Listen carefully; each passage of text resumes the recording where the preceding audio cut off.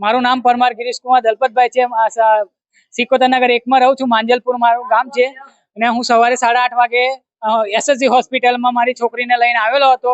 એમાં ખાલી વામેટ એકલી થતી હતી મારી છોકરીને ને ત્યાં ડોક્ટરે એવું કીધું કે ભાઈ પાણી પીવડાવો એમ કે છોકરીને એમ કે ગ્લુકોઝનું પાણી પીવડાવો ઓછું છે। તો પાણી પીવડાવ્યું પછી કોઈ ટ્રીટમેન્ટ કરી નહીં। આ લોકોએ તે બેસાડ રાખ્યા કે પાણી ઓછું છે એવું। તો બીજા બધા ડોક્ટરોને મેં કીધું કે ભાઈ મારી છોકરીને પાણીનું પીવડાવવાનું કહો છો તો એ આંખો થોડી એ કરે છે। તો મેં જોઉં તો એ કે થઈ જશે એવું કર્યા પણ કોઈ એ ના કર્યું। તો એક મોટો સાહેબ આવ્યો એને વાત કરી તો એ મોટા સાહેબે કીધું કે હારું હું જોઈ લઉં છું। તે સાહેબે જોયું ને નસમાં પછી સોય નાખી ને ટ્રીટમેન્ટ કરીને પછી એને આઈસીયુમાં લઈ ગયા। પછી એને ત્યાં ગાડી આઈસીયુમાંથી ઓક્સિજન પર લઈ ગયા। ઓક્સિજન પરથી મોટા ઓક્સિજન પર લઈ ગયા। તો મોટા ઓક્સિજન પર લઈ ગયા પછી એ લોકો એવું કીધું કે ભાઈ તમે લોકો બહાર જતા રહો એમ। એટલે અમે લોકો બહાર જતા રહ્યા પછી એ લોકોએ અમને જાણ બી નહીં કરી કે ભાઈ તમારી છોકરીને અમે પાઇપ નાખી દીધી છે, તમારે જોવું હોય તો જોઈ લો એમ।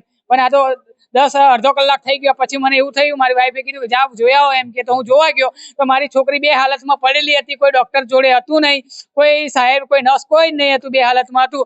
ને પછી મેં સાહેબને કીધું સાહેબ મારી છોકરીના મોઢામાં થૂક જેવું આવે છે, ફીણ જેવું આવે છે। તો બધા ડોક્ટરો દોડી આવ્યા હતા અહીંયા। પછી દોડી આવ્યા પછી બધા ભેગા થઈ ગયા પછી મારી છોકરીના છાતી પર ચડી બેઠા, બધા દબાવવા લાગ્યા, ઇન્જેક્શનો ઉપર ઇન્જેક્શનો આપવા માંડ્યા અને અમને કઈ જાણ કરી નહીં ને અમુ લોકોને બહાર કાઢી કે જતા રહો તમે લોકો બહાર એમ કે। ને કોઈ સારી ટ્રીટમેન્ટ કરી નહીં ને પછી 4 વાગ્યા પછી અમને કીધું કે ભાઈ તમારી છોકરી શું કરતી હતી, કઈ રીતે પડી ગઈ એ કર્યું। તો મેં કીધું મારી છોકરી પડી નહીં, રમતી હતી ને બોલતી હતી અને ખાતી પીતી હતી, બધું હતું।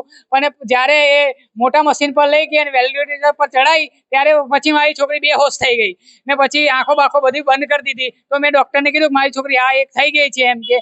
તો એ લોકોએ બહુ એ કર્યું પછી કંઈ કર્યું નહીં, ટ્રીટમેન્ટ બરાબર કરી નહીં અને પછી મારી ઉપર કેન્સર આસર કરવા લાગ્યા કે ભાઈ જાઓ છોકરી કે કેવું હતું, શું હતું, કઈ રીતે થયું, એ બધો પ્રશ્ન કરવા લાગ્યા। તો હું કીધું કે મારી છોકરી ખાતી પીતી હતી, રમતી હતી અને કોઈ જગ્યાએ પડી નહીં। તો એ લોકોએ પડીનો એક્સેપ્ટ લગાવ્યો કે પડી ગઈ છે એના લીધે આવું થયું છે, એટલા માટે કે તમારે આગળ કાર્યવાહી કરવા માટે લઈ જવી પડશે, એના માટે પોલીસ કેસ કરવો પડશે એમ કે। પછી આગળ એની ટ્રીટમેન્ટ થશે એમ કે। ને એવી રીતે મને સહીઓ કરાવી લીધી ફોર્મ પર એમ કે તમને ડોટ ડેડી આપી દઈએ છીએ એમ કે।